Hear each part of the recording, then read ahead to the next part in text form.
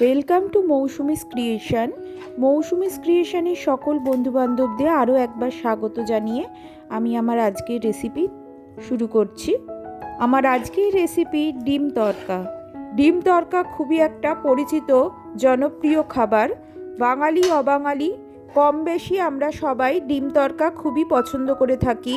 ডিনারের মেনুতে কোনো খাবারের প্ল্যান না থাকলে আমরা ডিম তড়কা অর্ডার দিয়ে থাকি। বাইরে কোথাও ঘুরতে গেলেও আমরা ধাবাতে বসে ডিম তড়কাই অর্ডার করে থাকি। এই ধাবা স্টাইলে ডিম তড়কা যদি বাড়ির খুব অল্প উপকরণে খুব সহজেই তৈরি করে নেওয়া যায় তাহলে তো আর কথাই নেই। আজকে আমি আপনাদের সঙ্গে শেয়ার করব ধাবা স্টাইলের ডিম তড়কার রেসিপি। তাহলে চলুন বন্ধুরা, আর বেশি দেরি না করে কিভাবে আমি ধাবা স্টাইলের ডিম তড়কার রেসিপি খুব সহজেই বাড়ির সামান্য কিছু উপকরণে তৈরি করে নিচ্ছি তা আপনাদের সঙ্গে শেয়ার করছি স্টেপ বাই স্টেপ। প্রথমে আমি এখানে সবুজ তড়কার ডাল নিয়ে নিয়েছি। আমরা তড়কার ডাল বা সবুজ মুগ কড়াই বলে থাকি, সেই ডাল নিয়েছি। নিয়ে ভালো করে ধুয়ে আমি 4-5 ঘন্টা ভিজিয়ে রেখেছিলাম। আপনারা ওভারনাইটও ভিজিয়ে রাখতে পারেন। এই তড়কার ডাল খুবই উপকারী, খাদ্যগুণ এর প্রচুর। এরপর আমি প্রেশার কুকারে সামান্য একটু নুন হলুদ দিয়ে 3টে সিটি মেরে নিয়েছি। আপনারাই প্রেশার কুকারটা খুলে দেখাচ্ছি। কিছুক্ষণ স্ট্যান্ডিং টাইমে রেখে দিয়েছিলাম প্রেশারটাকে। ঠান্ডা হওয়ার পর আমি খুলে দেখাচ্ছি ডালগুলো কীরকম সেদ্ধ হয়েছে। ডালগুলো কিন্তু খুব বেশি সেদ্ধ করবেন না, গোটা গোটা রাখবেন। অথচ এইভাবে দেখুন, আমি দেখাচ্ছি প্রত্যেকটা ডাল যদি আমি টিপে দেখাই, দেখুন সেদ্ধ হয়ে গেছে। কিন্তু আমার প্রত্যেকটা ডালই গোটা রয়েছে, কোনো ডালই ভাঙিনি। এইভাবে আপনারা সেদ্ধ করে নেবেন। ডালগুলো যদি গোটা গোটা থাকে তাহলে তড়কাটার টেস্ট বাড়বে, খেতেও খুব সুন্দর লাগবে। আর খুব বেশি ভেঙে গেলে, খুব বেশি সেদ্ধ হয়ে গেলে খেতে সেরকম ভালো লাগবে না। এরপর গ্যাস ওভেন অন করে আমি কড়াই বসিয়ে দিয়েছি। কড়াইতে আমি সামান্য সর্ষের তেল নিয়ে নিয়েছি। আমি এখানে 4 টেবিল স্পুনের মতো সর্ষের তেল ইউজ করছি। ফোড়ন হিসেবে দিয়ে দিচ্ছি একটা গোটা তেজপাতাকে ছিঁড়ে, একটা শুকনো লঙ্কাকে ছিঁড়ে দিচ্ছি। আর আমি দিচ্ছি গোটা গরম মশলা, দারচিনি, লবঙ্গ, এলাচ। 3 থেকে 4টে এলাচ দিচ্ছি, 3 থেকে 4টে দারচিনির টুকরো দিচ্ছি, আর 3 থেকে 4টে লবঙ্গ দিচ্ছি। আর দিচ্ছি সাদা গোটা জিরে ফোড়ন হিসেবে 1 টিস্পুন। ফোড়নটা থেকে খুব সুন্দর গন্ধ বেরোলে বুঝবেন ফোড়নটা হয়ে গেছে। এরপর আমি দিয়ে দিচ্ছি 1 ইঞ্চির মতো আদাকে কুচিয়ে নিয়েছি, আর 6-7টা রসুন কোয়াকে কুচিয়ে নিয়েছি, সেটা দিয়ে দিচ্ছি। আর দিচ্ছি 4-5টা কাঁচা লঙ্কাকে কুচিয়ে নিয়েছি, সেটাকে দিয়ে দিচ্ছি। দিয়ে ভালোভাবে নাড়াচাড়া করে নিচ্ছি। আদা রসুন কুচোনোটাকে দিয়ে ভালোভাবে নাড়াচাড়া করে নিচ্ছি, যাতে আদা রসুনের কাঁচা গন্ধটা চলে যায়। তারপর আমি দিয়ে দিচ্ছি 2টো মাঝারি আকারের পেঁয়াজকে এইভাবে গ্রেট করে নিয়েছি, আর একটা গোটা টমেটোকে এইভাবে গ্রেট করে নিয়েছি, সেটা আমি দিয়ে দিচ্ছি। করে রাখা পেঁয়াজ কুচোনো আর টমেটো কুচোনোটাকে দিয়ে ভালোভাবে আবারও নাড়াচাড়া করে নিচ্ছি, যাতে পেঁয়াজ আর টমেটোর কাঁচা গন্ধটা চলে যায়। এইভাবে একটু নাড়াচাড়া করে ভেজে নিচ্ছি। 7-8 মিনিটের মতো এইভাবে নাড়াচাড়া করে আমি ভেজে নিচ্ছি।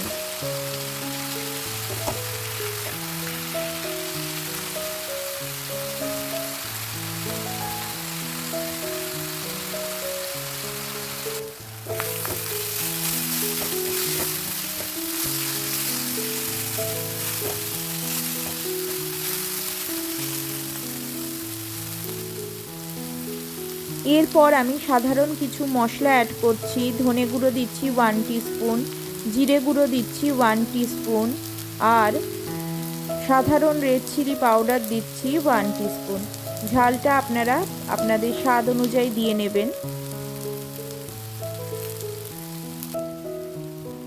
আর দিয়ে দিচ্ছি Kashmiri red chilli powder 1 teaspoon. সমস্ত মশলা দিয়ে আবারও নাড়াচাড়া করে নিচ্ছি। আমি হলুদ গুঁড়োটা দিতে ভুলে গেছিলাম, অ্যাড করে দিলাম হলুদ গুঁড়ো 1 টিস্পুন, দিয়ে অল্প অল্প করে জল মিশিয়ে নাড়াচাড়া করে নিচ্ছি। মশলাটাকে ভালোভাবে কষিয়ে নিতে হবে। আমি এখানে যেহেতু শুকনো মশলা ইউজ করেছি, সেই জন্য মশলাটাকে একটু টাইম আর ধৈর্য নিয়ে ভালোভাবে কষিয়ে নিচ্ছি। অল্প করে জল অ্যাড করছি আর মশলাটাকে ভালোভাবে কষিয়ে নিচ্ছি।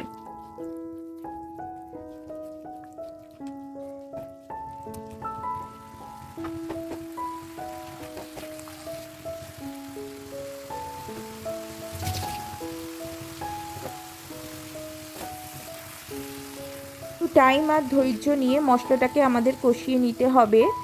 এই সময় গ্যাসের ফ্লেমটা অবশ্যই লো টু মিডিয়াম ফ্লেমে রেখে মশলাটাকে কষাবেন।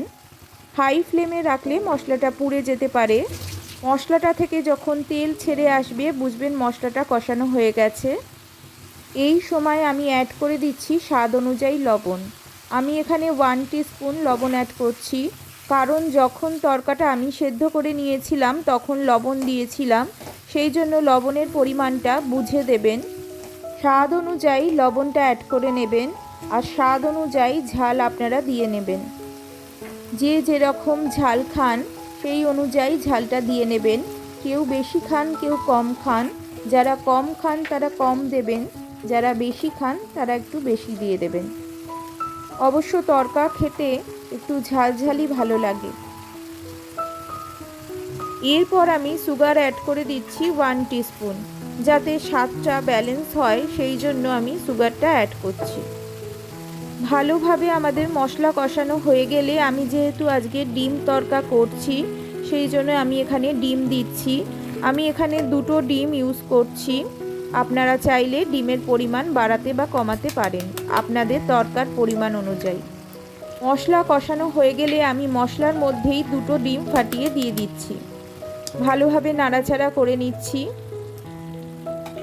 এইভাবে খুন্তি বা চামচের সাহায্যে ভালোভাবে ঘেটে নিচ্ছি আর নাড়াচাড়া করে নিচ্ছি 5 থেকে 7 মিনিট।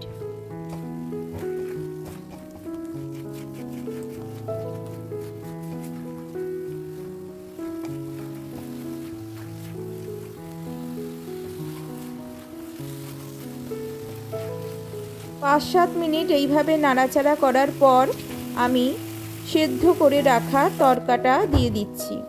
সবুজ মুগ কড়াইটা সেদ্ধ করে রেখেছিলাম সেটা আমি দিয়ে দিলাম, জল সমেতই দিয়ে দিলাম। সেদ্ধর সময় যেই জলটা ইউজ করেছেন সেটা ফেলার দরকার নেই, সেই সমেতই আপনারা দিয়ে দেবেন। তরকা দেওয়ার পর ভালোভাবে মশলার সঙ্গে নাড়াচাড়া করে নিচ্ছি আর ফুটতে সময় দিচ্ছি 5 থেকে 10 মিনিট। এই সময় গ্যাসের ফ্লেমটা মিডিয়াম টু হাই ফ্লেমে রাখবেন। আপনারা যদি ঝাল বেশি খান এই সময় কাঁচা লঙ্কা ছিঁড়ে দিতে পারেন। আমি আজকে কোনো কাঁচা লঙ্কা দিচ্ছি না। আমার তরকার ডালটা ভালোভাবে ফুটছে। এই সময় আমি দিয়ে দিচ্ছি ওপর থেকে সামান্য ব্ল্যাক পেপার ছড়িয়ে 1 টিস্পুন। আবারও একটু নাড়াচাড়া করে নিচ্ছি। তারপর সবশেষে দিয়ে দিচ্ছি গরম মশলার গুঁড়ো 1 টিস্পুন। সামান্য গরম মশলা দেবেন, খুব বেশি গরম মশলা দেওয়ার দরকার নেই, তাহলে তিতো হয়ে যাবে। 1 টিস্পুন গরম মশলা আমি এখানে ইউজ করছি। গরম মশলা গুঁড়ো দেওয়ার 2-4 মিনিট পর আমি গ্যাস ওভেনটা অফ করে দিচ্ছি আর ওপর থেকে গার্নিশিংয়ের জন্য সামান্য ধনেপাতা কুচি ছড়িয়ে দিচ্ছি। ধনেপাতা কুচি দিলে ফ্লেভারটা খুব ভালো আসবে। ধনেপাতা দেওয়ার পর আমি কিছুক্ষণ ঢেকে রাখছি স্ট্যান্ডিং টাইমে, যাতে গরম মশলা আর ধনেপাতার গন্ধটা একদম বসে যায়। তারপর আপনাদের কাছে ফিরে আসছি। এবার এটাকে সার্ভ করা হবে রুটি, পরোটা, নান, লুচি সব কিছুর সঙ্গেই এই ডিম তরকা খেতে খুব ভালো লাগে। বাড়ির সামান্য কিছু উপকরণ দিয়েই একদম ধাবা স্টাইলে ডিম তরকা বানিয়ে নিতে পারেন বন্ধুরা, খুব সহজ পদ্ধতিতে। খেতে দুর্দান্ত। একবার না করে খেলে বুঝবেন না বন্ধুরা। আমি যেভাবে দেখালাম স্টেপ বাই স্টেপ অবশ্যই করে খাওয়ার অনুরোধ রইল। আশা করছি ভালো লাগবে। ভালো লাগলে আমার ভিডিওটাকে অবশ্যই বন্ধুরা লাইক করে দেবেন। আপনাদের বন্ধু বান্ধব আত্মীয় স্বজন ও চেনা পরিচিতির সঙ্গে ভিডিওটা শেয়ার করে দেওয়ার অনুরোধ রইল। কমেন্ট অবশ্যই করবেন বন্ধুরা, আপনাদের কেমন লেগেছে অবশ্যই জানাবেন। নতুন বন্ধুদের জন্য বলছি, আমার চ্যানেলকে সাবস্ক্রাইব করে অবশ্যই আমার চ্যানেলের পাশে থেকে যাবে। আর পাশে থাকা বেল আইকনটা অবশ্যই অন রাখবেন, কারণ আমি এই চ্যানেলে যখনই ভিডিও পোস্ট করব তখন আপনাদের কাছে ফার্স্ট নোটিফিকেশান পৌঁছে যাবে। পুরনো বন্ধুদের জন্য জানাই অনেক অনেক ভালোবাসা। এতক্ষণ পাশে থেকে আমার ভিডিওটা ফুল ওয়াচ করার জন্য বন্ধুদের জন্য রইল অনেক অনেক ভালোবাসা। আজকের মতো এখানেই শেষ করছি বন্ধুরা। ভালো থাকবেন, সুস্থ থাকবেন। আবার দেখা হবে অন্য কোনো ভিডিওতে। Thank you.